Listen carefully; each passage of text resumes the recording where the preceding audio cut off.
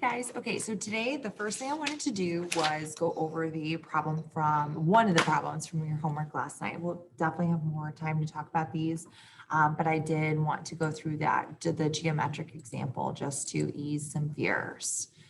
All right, so this is the problem one that you saw. It did say underneath the picture that all the angles added to 360, which is where I got this 360 degrees. So the first thing I did was just steal all of the angles to put them together to equal 360. Combining those like terms, I have 6a's, 2 plus 1 plus 2 plus 1. Then I would divide by 6. And A is 60. So that was the first answer on the big ideas. Then it asks you to list the angles in order from least to greatest. So A is 60, the other A is 60. Then I have two A's, that's 120 and 120. So this was kind of part A and part B of that question. I just, like I said, I don't like that it says to put them in order because some of them are equal to each other. So it just kind of bothered me enough to go over it before we meet. So with that being said, we're going to take a look at our, I don't even want to say level 2 multi-step equations. We did a few equations that had distributive property in it. Back in the 2-step equations section, I kind of showed you some special circumstances of where we were going. So I'm going to skip ahead to level 3. Okay, so this is distributive property and combining like terms. Here's what a problem may look like.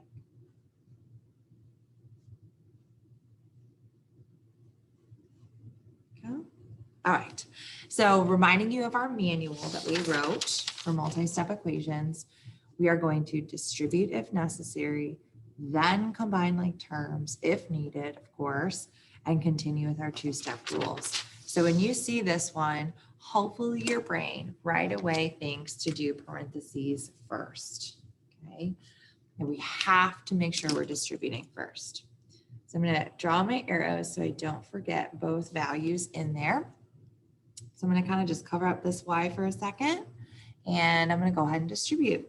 3 times 1y is 3y, plus 3 times 4, which is 12. And then I'm going to go ahead and rewrite everything else around it, right? Once we do that step, it looks very similar to the problems that we did yesterday. So next is to combine those like terms. See my 2y terms of 1y and 3y, which make 4y. I'm going to skip a line just because my y's can get out of control.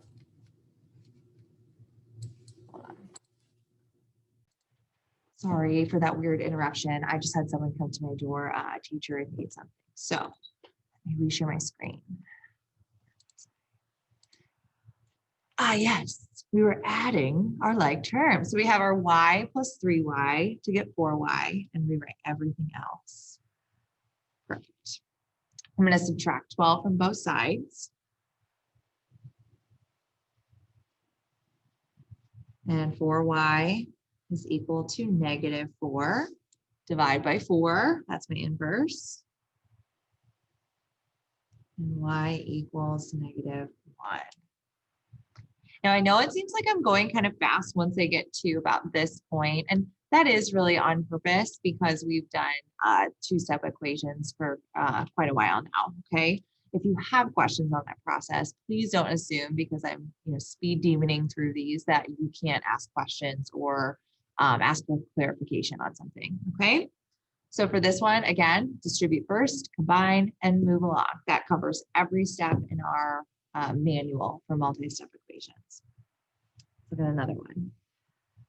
Yeah, it's like just far enough over that I don't know I'll be able to fit it. I can do this. I can write small. All right, so 4 plus 3 parentheses 2m minus 1. There we go. All right. So again, I'm giving you a problem that is very similar. The reason I'm giving you one that looks like this, in fact, let's kind of look at the differences here. Let's start on the right side. More like differences and similarities. So I've got, yes, it's a different number, but on the right side, I have just one plain value for both. As I move to the left, the first thing on the left side of the parentheses for both, or excuse me, equal sign, is a parentheses with an expression in there. It's going to be multiplied by a 3 for both of them. And then I have plus another value. For the 7, number 7, it's an unknown. And for number 8, I know that it's 4. So the reason I gave you another one almost very similar to the first is because for some reason, when people see this equation, they don't want to distribute first. Your brain wants to put 4 and 3 together. And I need you to fight that. That's not following order of operations or our steps to solve. We have to make sure we distribute first, whether it is a numerical value, a constant, or a variable.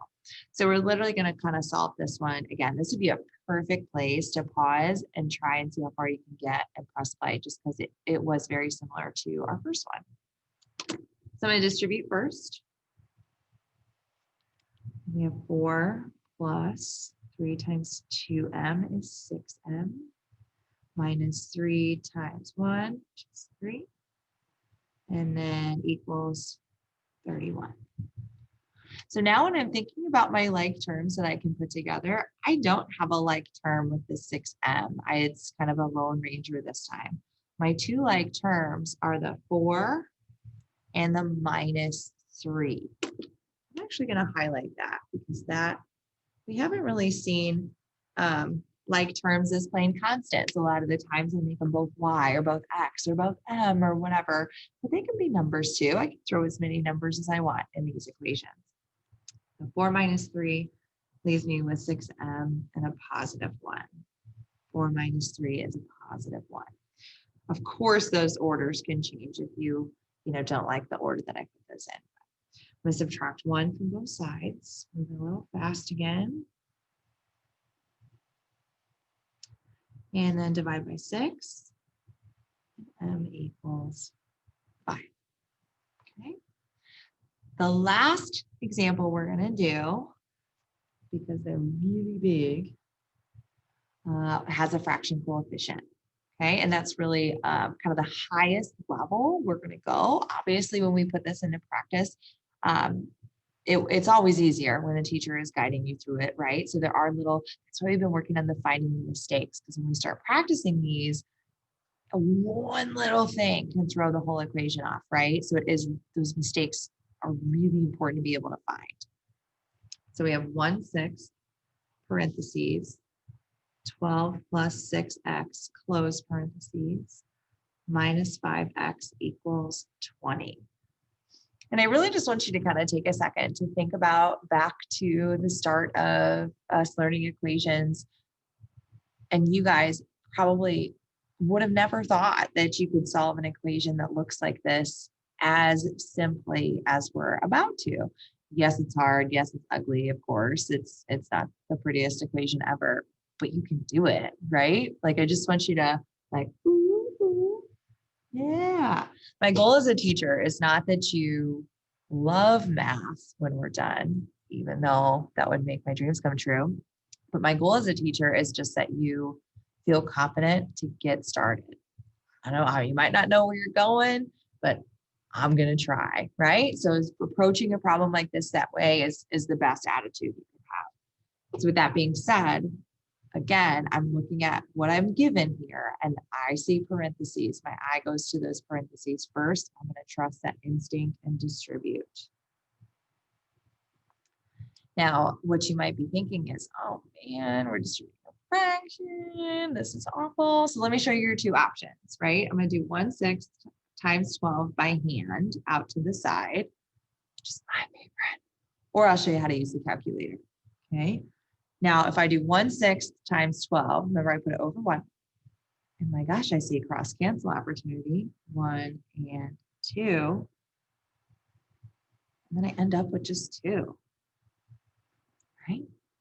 Multiplying by 1/6 is the same as dividing by 6. And 12 divided by 6 is just 2. It becomes 2. In my calculator, 1, oops, I'm using that one. 1 divided by 6. Do not clear it, and then hit times 12. Okay, if you clear it and try and type those numbers in, remember it's not going to be a true repeating decimal. So now I'm going to do 1/6 times 6x. No, the x makes no difference. In fact, I'm cross canceling both 6's, and all I'm left with on top is 1 times x over 1 times 1, which is just x. And then I'm going to rewrite everything else. Okay. Again, I have like terms I can combine. My x minus 5x. 1 minus 5 gives me that negative 4x. Now here's a step you got to be careful too. When I see people, when they do this, they think adding the 2 is the correct inverse. But remember that 2 is positive.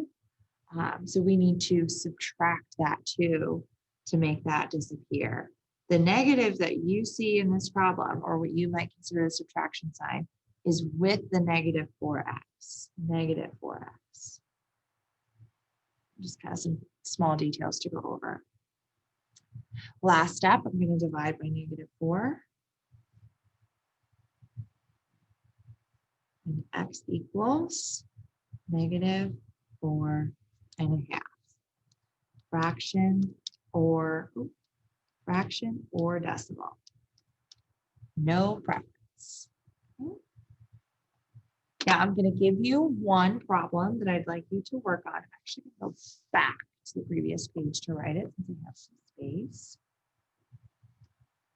And this is actually a problem from your tic-tac-toe homework assignment. Now, before I write it down, last time you did this assignment, I had you just do 1 row.